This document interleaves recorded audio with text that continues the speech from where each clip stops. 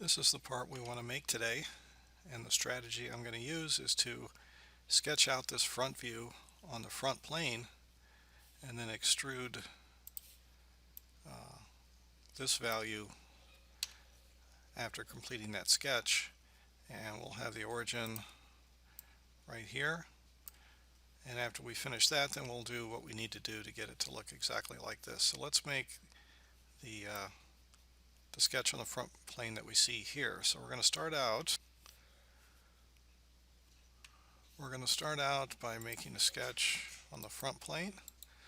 Right click, view normal to, and then we'll come along here from the origin, go out 2.35, and we'll go up 0.13 and over, and we know this value is 0.9, and then we'll come back in to the origin to complete the two-dimensional closed sketch. And let's spread some of these dimensions out, and then the dimension we're missing is this value, which is 0.54 right there. Let's go ahead and put that in, 0.54, and now it's black, completely black, so we know it's fully constrained. So I can put it in an angle like that and then go ahead and extrude out by, let's see, 1.18,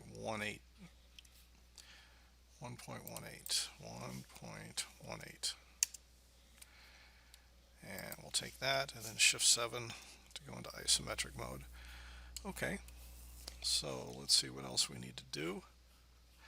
Let's go ahead and make this little cut here. We could have done that in the first sketch, but let's go ahead and do it now. So I'm going to make a square there, and it's these dimensions from the left edge. So let's make a sketch right there. Right click, view normal to, zoom up. Here's our square. We can have a coincident constraint with the bottom. Come over here, and there it is. So I am going, oh yeah, we know that this value is 0.25, and this one is going to be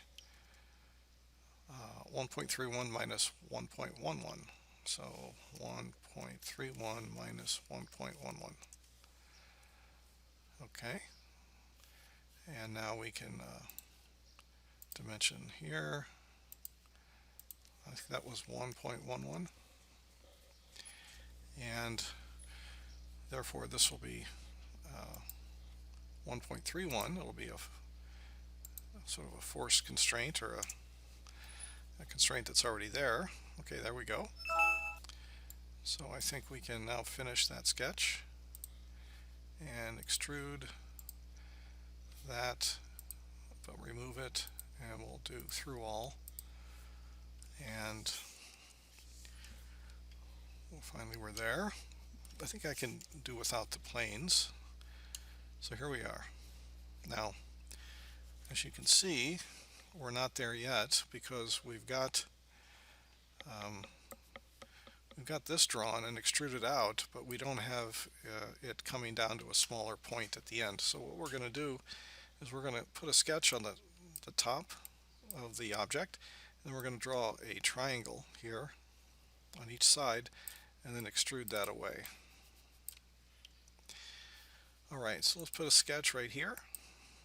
Right click, view normal to. Now what I'm going to do is I'm going to have to use this edge here. So if you hold down the right mouse button and kind of rotate around, you can see that the sketch plane is elevated with respect to this edge. So what I have to do is tell Onshape that I want it to project this edge onto the sketch plane. And the way to do that is to use this use. So if I click use and click a line, it'll project that line onto my sketch plane, as you just saw there. So now I can press N to get back to normal view, and I can make the triangle by making a line here over to here, and then from here to there, and then from there to there.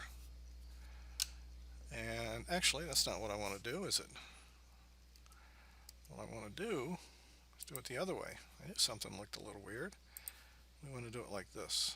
So there to there, and then there to there.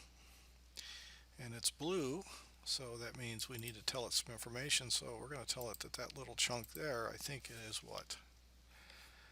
It is 0.35. 0.35. Okay. So what do I have now? You can see that I have that triangle there, so I'm going to extrude that down and it's going to chop away everything. And I'm just going to do that again. And so I'll have the line here, go from here. See, I can't grab that edge because I forgot to project, to use this line. You can see it's projected onto the sketch plane. The sketch plane extends out indefinitely. Alright, so let's try that again. I'll go here to, oops.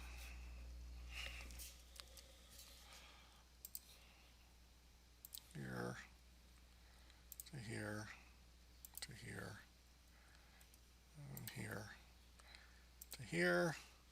Press D for dimension. And that's not what we want.